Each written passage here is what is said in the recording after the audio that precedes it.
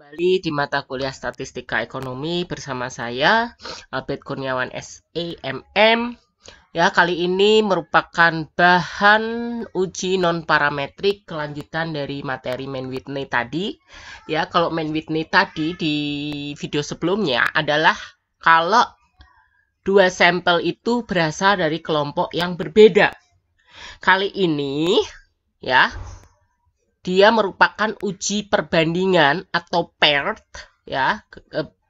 Kalau distribusi yang normal kita sebut dengan paired sample t-test, ya, atau uji perbandingan dari satu kelompok tapi dibandingkan dengan dua posisi atau kondisi yang berbeda.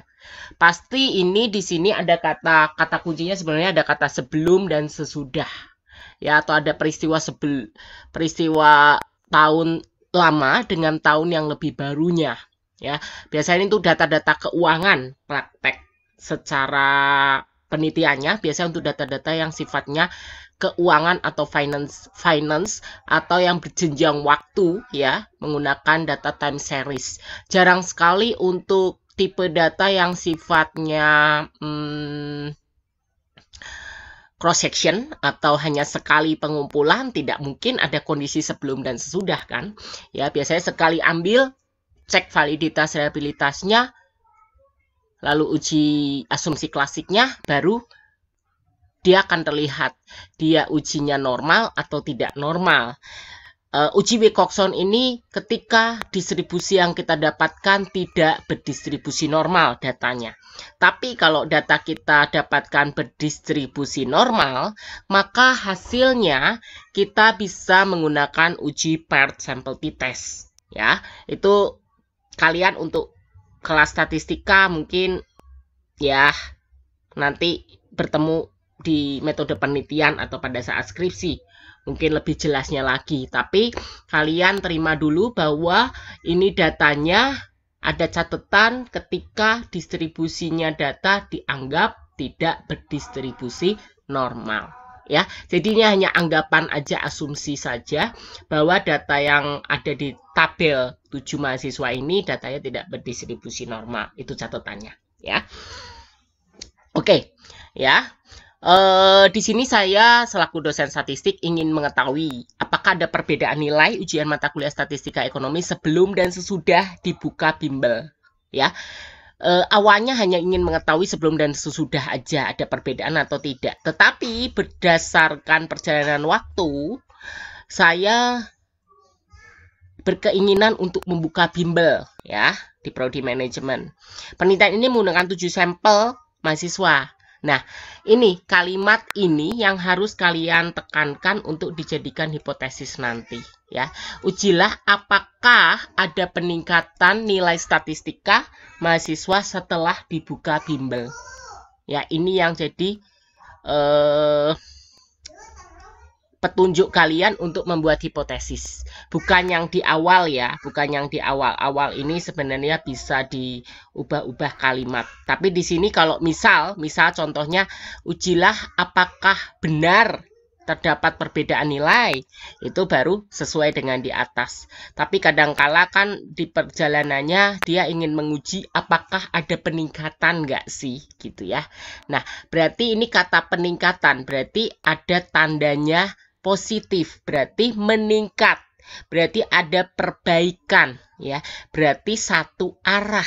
Kalau di soal di sini, ujilah apakah, ya, apakah terdapat perbedaan. Nah, itu baru dua arah. Tapi ujilah apakah ada misal perubahan, ya. Kalau kata perubahan saja itu tetap non directional. Kenapa? Ya, karena perubahan di sini tidak memiliki arah. Perubahannya bisa negatif, bisa positif, ya. Jadi kalau misal di soal ujian nanti saya keluarkan, ujilah apakah ada perubahan nilai statistik setelah dibuka bimbel. Itu saya tekankan tetap dua arah, karena perubahannya tidak memiliki arah atau non directional. Tapi kalau ada peningkatan, berarti itu jelas tandanya positif atau perbaikan atau tanda yang mengarah ke satu arah ya. Nah, ujilah tetap dengan alfa 5% atau tarafnya 5%. Ini ada 7 mahasiswa ya. Di sini ada yang turun, ada yang naik, ada yang sama. Nah, saya mau tekankan dulu yang ketika sebelum dan sesudah itu sama. 60 dan 60 di responden 3. Ya, kalau kalian kedapatan seperti itu, hilangkan sebagai responden. Artinya ketika respondennya awalnya 7 di sini, tapi responden 3-nya ketika diselisihkan 0, berarti N kalian menjadi 6 saja. Karena yang hasil selisihnya 0 itu dianggapkan tidak memberikan kontribusi apapun, jadi dihilangkan ya. Oke, sedangkan sisanya naik atau turun tetap dihitung ya. Kalau naik berarti mengalami kenaikan berarti positif, kalau mengalami penurunan berarti negatif. Nanti kita akan lihat. Nah, H1-nya mengikuti ujilah. Waktu kalimat ujilah ini ya. Oke, terdapat peningkatan nilai statistika setelah dibuka bimbel oleh prodi manajemen. Taraf nyata 5%, ujinya jelas satu arah karena ada kata peningkatan atau tanda positifnya, arahnya, direksionalnya terlihat. Lalu 6, kenapa 6? Ya karena tadi saya tekankan di soal, kalau hasil selisih sebelum dan sesudah 0, berarti N-nya menjadi hanya 6 atau 7-1. Ya, kita berikutnya lihat ke hasil tabelnya ya. Tabelnya kita lihat nanti ujinya one tail, alfanya 5%. Lalu kita lihat tadi berapa? Respondennya 3, 6.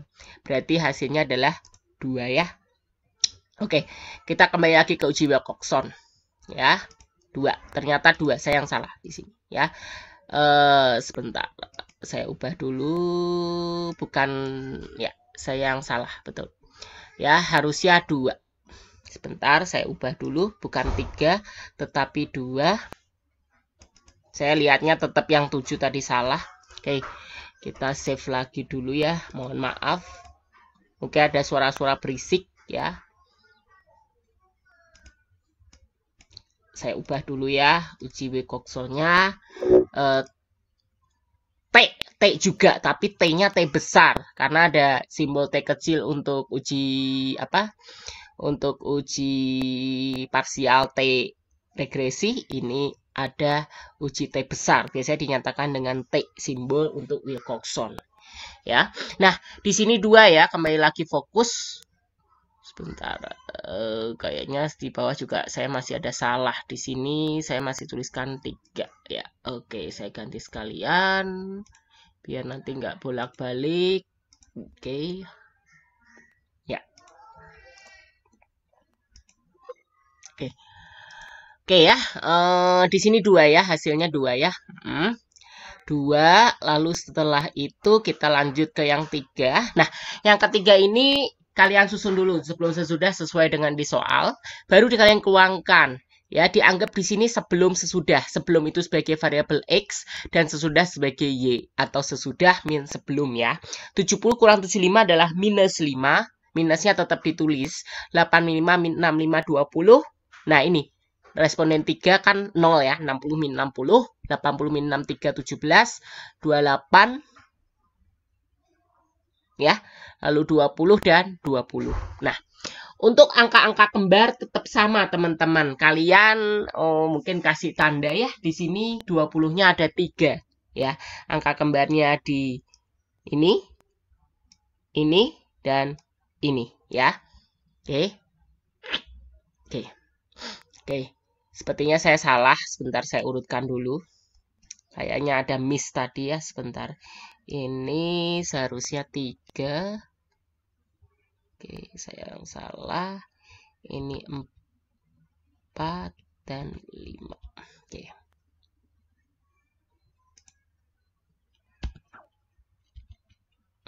Saya belum ubah. Ya. Oke ya, sekarang sudah benar. Saya mulai lagi. Oke, saya ada yang salah tadi. Nah, ini. Kalian hati-hati ketika tidak dikuningin. Saya seringkali kadang salah ketika yang angka kembarnya tidak dikuningin atau tidak dikasih warna yang berbeda saja ya. Ini ya warnanya beda ya harusnya ya. Sip. Seperti ini ya. Saya save lagi. Mohon maaf. Ini sebenarnya Wilcoxon ini memang agak sulit secara manual karena memang kita harus meminuskan dulu, lalu membuat ranking awal, membuat ranking kalau angkanya kembar, lalu rankingnya dibuat positif dan negatif, dan seterusnya lah. Ya, agak memusingkan sebenarnya. Ya, saya kembali lagi lanjut. Min 5 tanpa memperhatikan tanda ya di sini ya. Tanpa memperhatikan tanda itu kita meranking. Misal di sini ada minus 10. Itu bukan ranking pertama, tetapi ranking setelah 5, misal seperti itu ya. Jadi minus di sini diabaikan dulu untuk membuat peringkat. Saya ulangi lagi, minus diabaikan pada saat membuat peringkat. Oke, bisa ya dipahami ya. Minus 5 sebagai peringkat 1, lalu positif 17 sebagai peringkat 2. Lalu 20-nya di sini ada 3 orang yang selisihnya 20 ya, yaitu posisi 3, posisi 4 dan posisi 5. DI awalnya kita selesaikan dulu saja ya. Lalu posisi 28 selisihnya itu ranking yang ke-6. Ya, kalau tidak ada angka kembar tetap sama ya di awal di baru ya, DI awal DI barunya tetap sama. Untuk minus 5 DI barunya tetap 1 ya. Oke. Nah, untuk yang kedua adalah 17 tetap sama. Nah, yang tandanya warna biru itu 3, 4 dan 5 kita jumlah, kita bagi dengan sejumlah selisih yang menghasilkan angka yang sama, yaitu 20-nya ada 3. Berarti posisi 3 ditambah 4 ditambah 5 dibagi jumlahnya yaitu 3. 3 plus 4 plus 5. Ya, 20-nya karena ada 3 berarti dibagi 3. Hasilnya DI barunya 4, 4 dan 4. Sisanya adalah yang 28 selisihnya yaitu posisi ke-6. Ya, jelas di awal sudah hanya ada 6 mahasiswa karena gugur 1 dikarenakan selisihnya 0 ya. Nah, ini yang terpenting. Kenapa dibuat DI positif negatif? Ini untuk menentukan nanti dipilih yang terkecil ya. Nah, kita lihat untuk yang minus yaitu yang posisi pertama ya. Kita lihat angkanya itu dari mana? Dari DI-nya. DI barunya 1. Lihat tandanya dari mana? Dari hasil selisih sesudah dikurang sebelum. Jadi untuk responden 1 adalah minus 1 di posisi DI yang tandanya negatif. Ya. Oke, untuk yang lain ternyata tandanya jelas positif dilihat dari hasil sesudah dikurang sebelum. Ya, DI barunya 4, 2, 6, 4 dan 4. Ya, DI positifnya menghasilkan angka 20 dan DI negatifnya menghasilkan angka minus 1. Atau ketika dimutlakkan hanya ada 1. Ya, karena nanti untuk uji statistikanya ini cukup mudah, tinggal mengeliminasi dari keduanya ini. Kita pilih yang nilainya terkecil tanpa memperhatikan tanda. Jadi hasilnya yang paling kecil dalam hal ini 1. Kalau misalnya ini kebalik ya. Misal ini kebalik, ini minus 20, ini 1, yang dipilih adalah tetap 1. Karena negatif dianggap positif atau negatifnya tanpa memperhatikan tanda. Ya, di sini saya sudah ada keterangannya. Pilih hasil DI, hasil T-nya yang paling kecil tanpa memperhatikan tanda positif atau negatif. Ya. Dan ini juga saya buatkan di sini catatannya. Lalu kriterianya masih sama ketika distribusinya tidak normal, kebalik dari asumsi-asumsi normal lainnya. Ketika T besar hitung atau Wilcoxon hitungnya lebih besar dari Wilcoxon tabel, maka H0-nya yang diterima, tapi ketika lebih kecil, maka H0-nya yang ditolak. Ya, H0-nya ditolak atau alias H1-nya yang diambil. Karena nilai 1 ini kurang dari nilai taraf nyatanya, yaitu tadi dari Wilcoxon tabelnya 2. H0-nya ditolak alias H1 yang diterima, berarti lihat H1. Ternyata benar, terdapat peningkatan loh nilai statistika setelah dibuka bimbel oleh Prodi Manajemen. Jadi mungkin untuk kedepannya mata kuliah hitungan itu kemungkinan ya semoga bisa dibuka untuk universitas-universitas lain juga sebenarnya sudah ada laboratoriumnya ya, atau bimbel khususnya, sebenarnya seperti itu. Cuman di universitas di mana saya mengajar, sejauh ini statistika belum ada labnya gitu, atau latihan-latihan tambahannya atau bimbelnya. Semoga kedepannya tempat kampus saya sebagai dosen bisa dibuat bimbel atau minimal lab khusus untuk latihan statistikanya secara lebih diperdalam lagi, karena statistika ini sangat penting.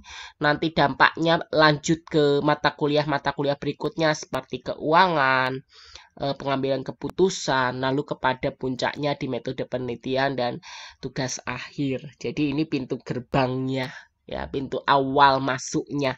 Jadi buat mahasiswa-mahasiswa yang selama ini belum aware, belum care dengan mata kuliah statistika, tolong kalau misal nilai kalian tidak selamat semester ini, tolong diperbaiki dan lebih serius lagi di semester waktu kalian mengambil perbaikan, karena ini sangat bermanfaat. Mata kuliah statistika ini berlanjut terus ke mata kuliah berikutnya, ya.